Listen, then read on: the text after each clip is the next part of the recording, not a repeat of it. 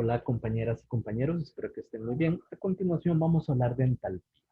El concepto de entalpía generalmente a muchos estudiantes la primera vez que lo escuchan lo perciben como complicado. En realidad es muy sencillo, es muy fácil. Simplemente vamos a analizarlo poco a poco. Cuando hablamos de entalpía, vamos a decir que es la energía que contiene un sistema en virtud de su estructura, composición, presión, temperatura y situación en el universo. Ahora, si recordamos la definición de energía interna, en realidad es muy similar. Es más, cuando vimos energía interna, habíamos dicho que la energía interna de un sistema es la suma de todas las energías cinéticas y potenciales, todo bien hasta ahí, de los componentes del sistema. Pero vean que también habíamos hablado de la energía interna como la energía del agua por el hecho de ser agua, la energía del oxígeno por el hecho de ser oxígeno. Y lo habíamos definido. ¿Cómo se dice la energía del agua por ser agua? La forma adecuada de decirlo es la energía que contiene un sistema en virtud de su estructura, composición, presión y temperatura. El hecho de que tenga esa estructura, esa composición, esa presión y esa temperatura le da cierta energía por el hecho de existir, por decirlo de esa manera. Esa es la definición de energía interna, estructura, composición, presión y temperatura. Si vamos nuevamente a la definición de entalpía, vemos que en el caso de la definición de entalpía, también me dice que depende de estructura, composición, presión, temperatura y situación en el universo. Es decir, que en realidad la entalpía y la energía interna son casi lo mismo. La diferencia radica en eso de la situación en el universo. Pero, ¿qué significa eso? Entonces, nos entra la duda, ya que la definición es muy parecida. En realidad, ¿cuál es la diferencia entre energía interna y entalpía? Nosotros vamos a decir que la energía interna es característica de sistemas aislados, mientras que la entalpía corresponde a sistemas que interactúan con sus alrededores. ¿Qué quiero decir? La energía interna del agua es la energía que tiene el agua por ser agua en el vacío, con nada alrededor, versus la energía que tiene el agua por ser agua, pero en un vaso, sobre la mesa, con aire alrededor, eso se referiría a su entalpía.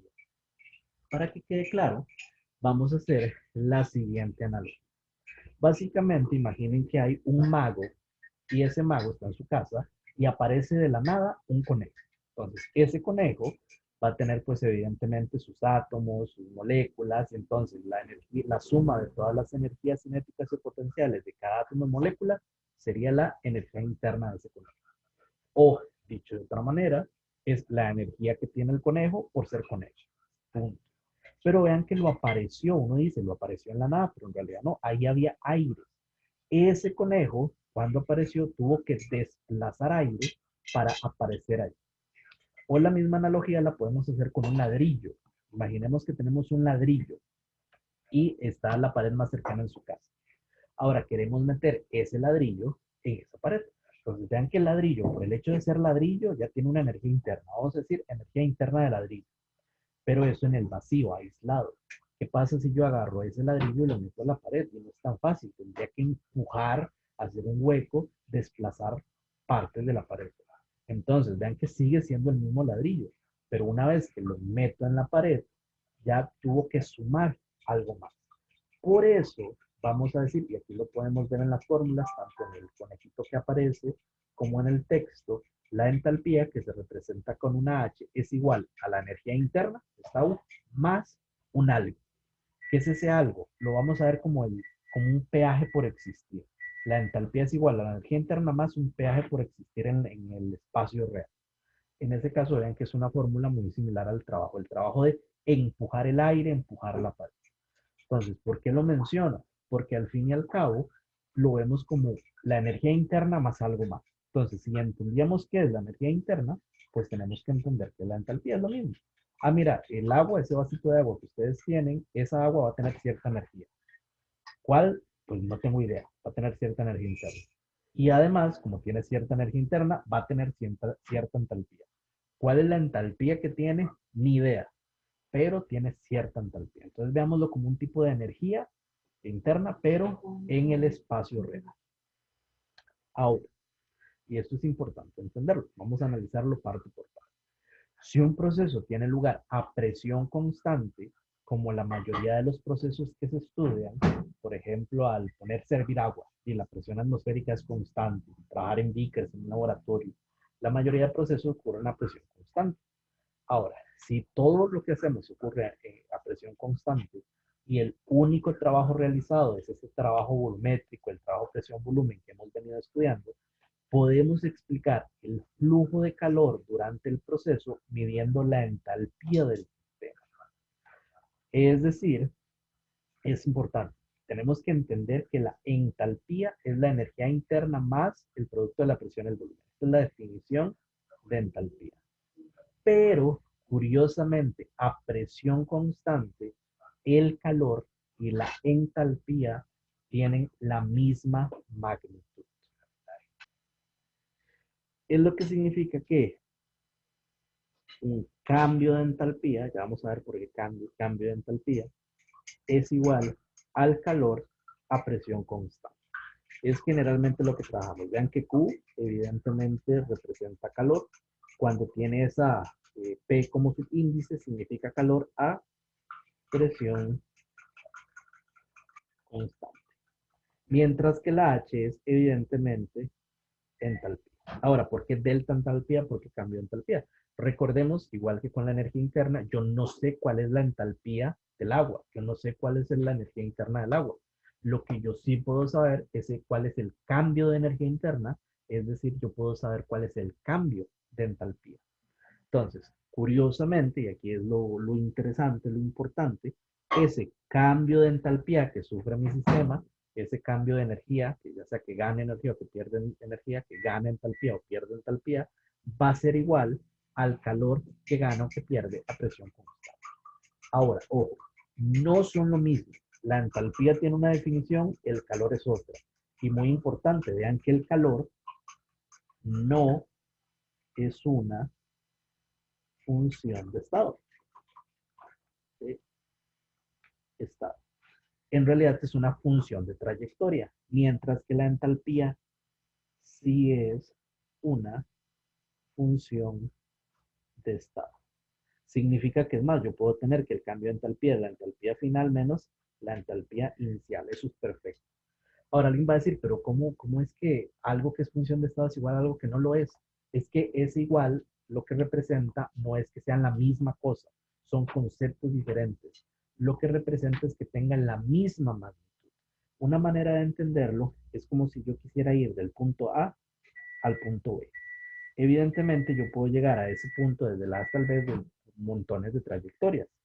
Podría hacer este recorrido, podría hacer este otro recorrido, podría hacer este otro recorrido o simplemente podría hacer el recorrido en línea recta.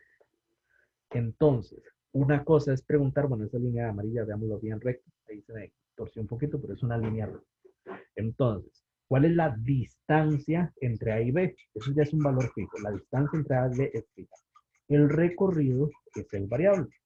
Curiosamente, recordemos, el calor son todas esas trayectorias. Curiosamente, pues, siguiendo la analogía, la distancia entre A y B los podemos ver como entalpía. Curiosamente, a presión constante, el recorrido que se sigue, este recorrido, tiene la misma magnitud que el calor. Entonces, no son la misma cosa, lo que ocurre es que a presión constante las magnitudes son iguales. La magnitud del cambio de entalpía es igual a la magnitud del calor que se gana o que se perdió. Por eso es que es muy útil. Estamos relacionando dos cosas diferentes, pero que casualmente a presión constante valen lo mismo. Y eso es sumamente importante.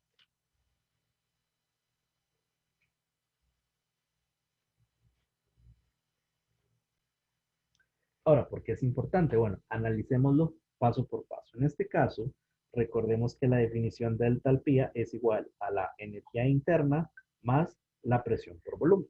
Ahora, como yo no puedo saber nunca cuál es la energía interna y por lo tanto no puedo saber cuál es la entalpía, pues lo que cambio, lo que calculo, lo que mido son cambios de energía, cambios de entalpía. Es decir, que yo puedo sacar el cambio de entalpía, lo que es lo mismo es el cambio a esto. Es como ir trabajando con una ecuación. Si yo multiplico a un lado, multiplico también al otro. Ahora, eso se puede reescribir de la siguiente manera. Significa que el cambio de entalpía que sufre un sistema es igual al cambio que sufre de energía interna más el cambio de presión por volumen. Ahora, básicamente, ¿qué está pasando a presión constante?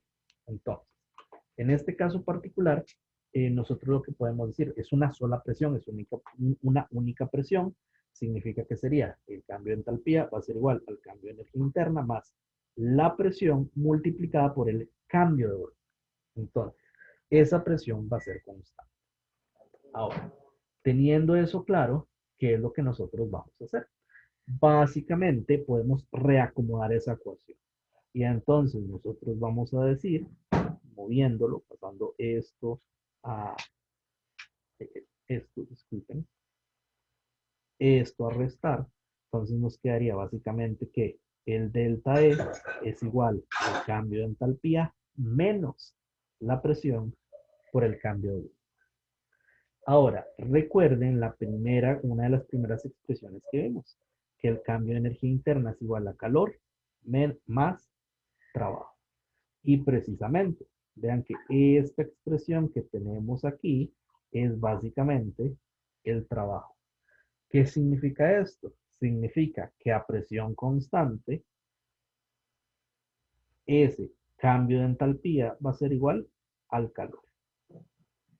Es lo que nosotros tenemos. Es entender que jugando con esas formulitas, el delta H y el calor a presión constante, casualmente resultan tener la misma magnitud.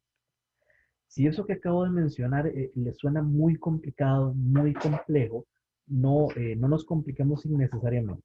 Entendamos que la entalpía y el calor son cosas distintas, pero entendamos, cuando nos hablan de entalpía, entendamos como si fuera calor, casi como si fueran sinónimos. Insisto, no son lo mismo, pero para no confundirnos innecesariamente, simplemente entendamos, mira, calor, calor que entra, calor que sale. Vamos a hacer aquí la analogía. Calor que sale es negativo, vamos a tener un cambio de entalpía negativo. No, más bien tenemos calor que entra, calor positivo. Vamos a tener un cambio de entalpía positivo. Mira, aquí tenemos un proceso exotérmico. Exotérmico es calor que sale o lo que es lo mismo, entalpía, un cambio de entalpía negativo. O igual, un proceso endotérmico, calor positivo o un delta H positivo. Entonces lo podemos entender de ambas maneras, ya sea como calor o como entalpía. Verlo, insisto, casi como si fuera un sinónimo. Entender que en realidad no lo son, son cosas distintas, pero como tienen la misma magnitud lo podemos ver, para no complicarnos. Mira, esa tiene tanta entalpía, le sale tanto calor. Eso es lo que podemos interpretar. En este caso, vamos a comparar el delta H, el valor de delta H con el valor de delta E. Entonces aquí tenemos una ecuación. Más adelante lo vamos a estudiar, es una ecuación termoquímica, es una reacción común y corriente, pero se indica el delta H. Ahora en este caso, vemos que es una reacción de desplazamiento simple. En el caso, un metal que desplaza hidrógeno en el agua. Yo agrego un pedacito de sodio en agua, va a desplazarse el hidrógeno y se forma el hidróxido de sodio. Es una reacción muy exotérmica, libera mucho calor. De hecho, se dice que cuando se echa sodio en agua, cualquier metal alcalino, es peligroso, pues puede explotar, puede liberarse mucha energía.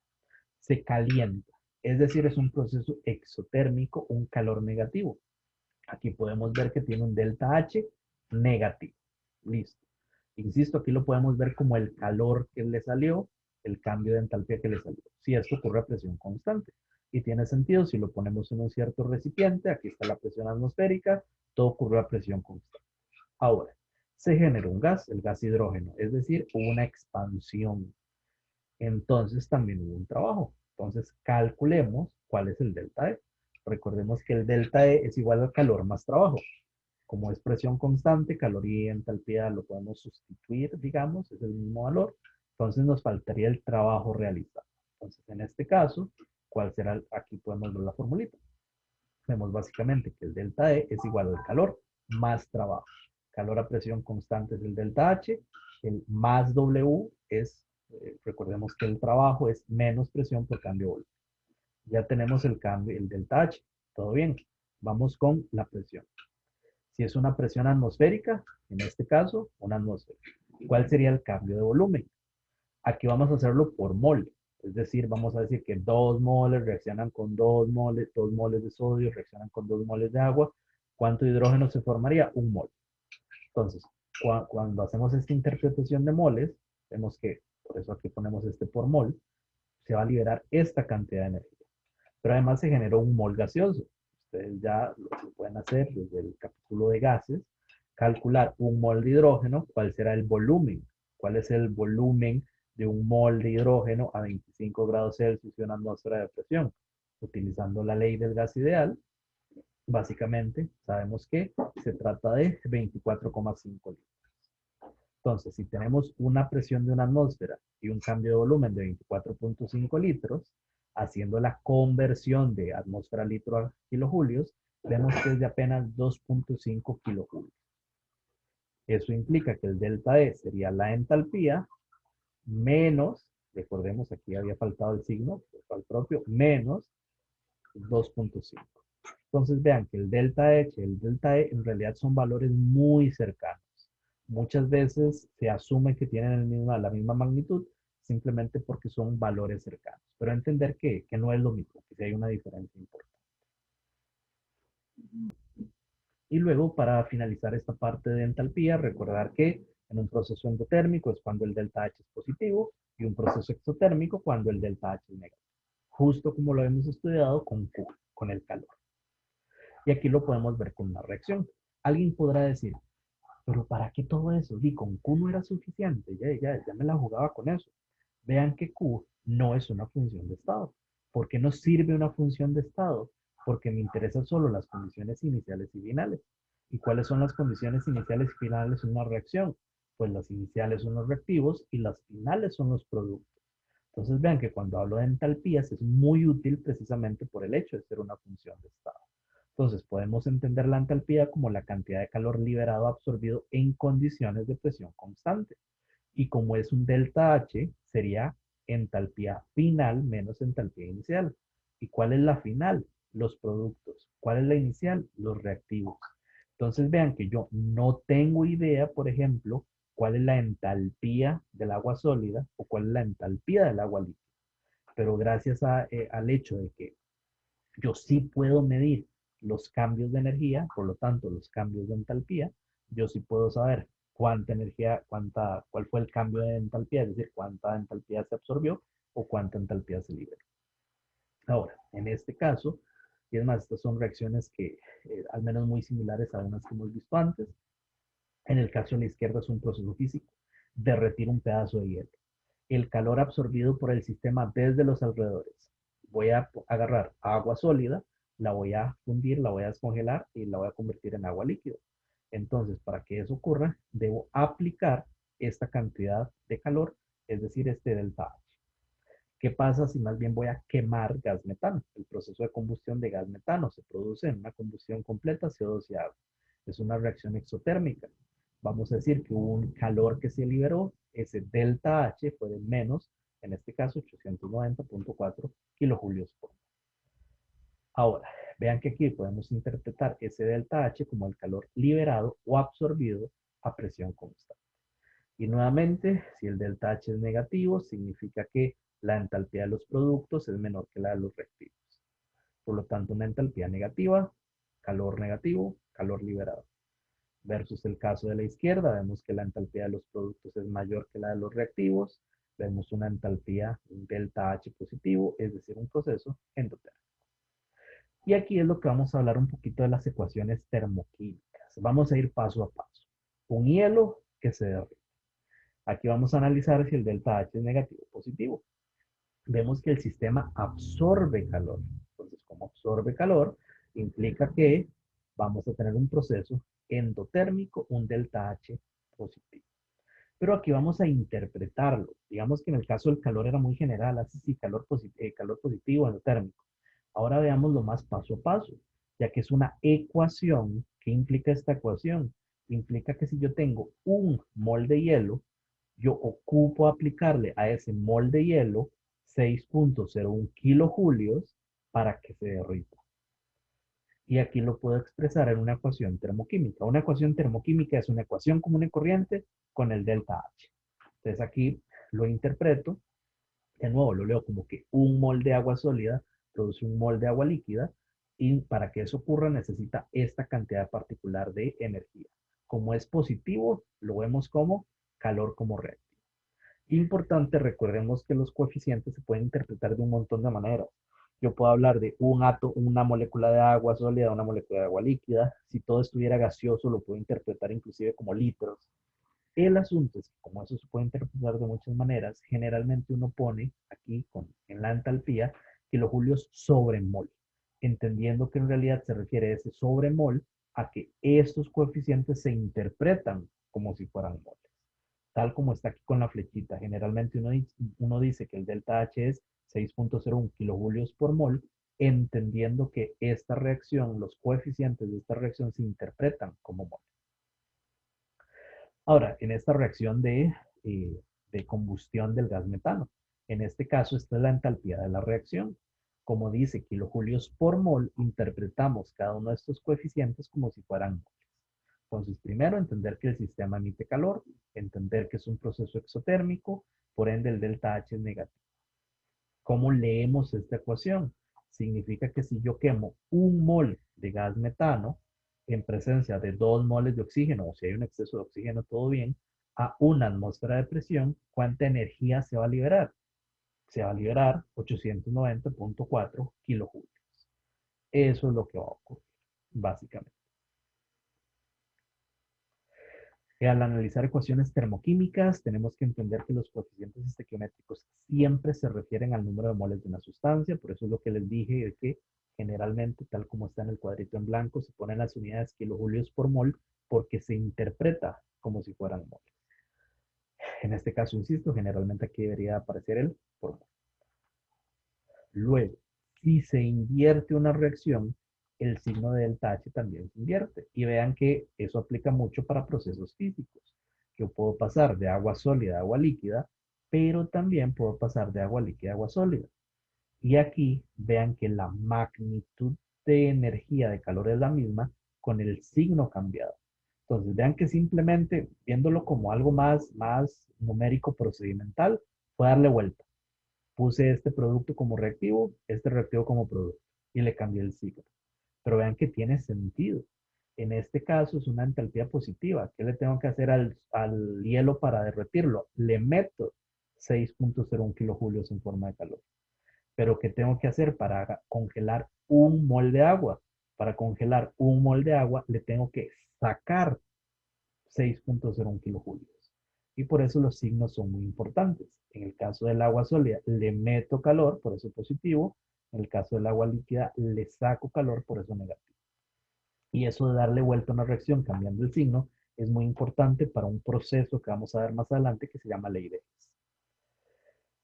Luego también importante, si se multiplican ambos lados de la ecuación por un factor, entonces delta H debe multiplicarse por el mismo. ¿Qué significa? Vean que tiene todo el sentido del mundo. Si yo tengo un mol de hielo, para derretirlo ocupo 6 kilojulios. Y si tengo 2 moles de hielo, puedo ocupar el doble de energía. Significa que si multiplico la ecuación, también debo de multiplicar los, eh, los, los valores de entalpía. También recordar que los estados físicos de todos los reactivos y productos deben ser especificados en ecuaciones termoquímicas. No es lo mismo pasar de agua sólida a agua líquida que pasar de agua líquida a agua gaseosa. Y vean que las entalpías son diferentes. Y es más, esto tiene que ver con las fuerzas intermoleculares. En este caso no es lo mismo solo separar un poquito las partículas de manera que ahora las partículas del sólido se separan un poquito y adquieren movilidad a un líquido, meterle suficiente energía para que se separen por completo las moléculas y se adquieran el máximo volumen posible, etcétera, características de los gases. Entonces es evidente que se ocupa meterle mucha más energía para pasar de líquido a gas que de sólido a líquido. Por eso es muy importante indicar los estados de agregación o ver cuáles son los estados de agregación. Ahora, ¿cómo se evalúa esto en los quizzes, en los exámenes? Lo más común es interpretar ecuaciones termoquímicas. Pregunta típica de quiz, típica de exámenes, ¿cuánto calor se libera al quemar 266 gramos de fósforo blanco en el aire y nos aparece la ecuación. Ojo, vean que este tipo de ecuaciones ustedes ya las pudieron haber realizado en el capítulo de estequiometría. Es como que yo les diga, ok, tienen 266 gramos de fósforo. ¿Cuántos gramos del producto obtienen? ¿O cuántos gramos de oxígeno necesitan? Son preguntas típicas que ya saben realizar. ¿Qué es lo que se hace en caso de estequiometría? Si preguntara por el producto, por el otro reactivo, lo que me están dando lo paso a moles y luego hago la relación estequiométrica. ¿Qué hacemos cuando no me preguntan por un reactivo o un producto, sino por el calor? Hago lo mismo. Me dan el valor inicial y lo primero que voy a hacer es pasarlo a moles. Busco la masa molar correcta y en este caso, gramos se dan con gramos, me quedan los moles. Y luego haría una relación estequiométrica. Si me preguntan reactivo con reactivo, pondré aquí que un mol de fósforo necesita 5 moles de oxígeno. O si fuera reactivo con producto, diría que un mol de fósforo produce un mol de el producto. Pero aquí me lo están diciendo con la energía. Así que igual tengo que hacer una relación estequiométrica, pero con la energía. Voy a decir que un mol de fósforo va a liberar 3013 kilojulios. De esa manera, los gramos se dan con gramos, los moles se dan con moles, y esa sería la energía que se libera. O vean que en este caso no se está poniendo el negativo porque literalmente se dice se libera. Y recuerden que aquí yo puedo decir que se liberan 6.470 kilojulios. Puedo decir que se liberan menos 6.470. Digamos que con decir se libera, se entiende que debería ser negativo. Digamos que si digo se liberan menos 6.000, no está mal, pero es como redundante. Con decir se liberan 6.000 kilojulios, se entiende que es el menos. Por aquello, para efectos de examen y de quizzes, siempre es bueno como poner el menos. No, no está de más poner ese menos para que se entienda qué es lo que se está liberando. Pero vean que si yo digo se liberan 6.000 kilojulios o se absorben 6.000 kilojulios, es lo mismo que decir que el delta H o el Q fue igual a más 6.000 o el Q fue igual a menos 6.000. Entonces, tenerlo como claro, que lo puedo poner ya sea con palabras o con signos. Y por aquello, para efectos de examen, para que no nos bajen puntillos por aquello, en estos detalles, siempre poner el menos. Entonces, en este caso, cualquier cosa ponen el menos. Ok, teniendo esto súper claro. Véanlo así. El ejercicio típico número 1 es que me den una ecuación termoquímica y ustedes la calculan. Calculan cuánto calor. Entonces me dan, por ejemplo, en la reacción de metano que vimos. Si se quema 1 gramo de metano, ¿cuánta energía se libera? Si se queman 5 gramos de metano, ¿cuánto calor se va a producir? Todo bien. Pero ese es un ejercicio que dan bastante sencillo. El grueso de lo que vamos a ver a continuación es más bien que me dan una ecuación y yo tengo que averiguar el delta H. Básicamente, lo que vamos a ver son formas en las cuales se calculan o se determinan las entalpías de reacción. Que me diga, ok, usted tiene hidrógeno más oxígeno, produce agua. ¿Cuál es el delta H de esa reacción? Y para eso hay 4 métodos que vamos a estudiar.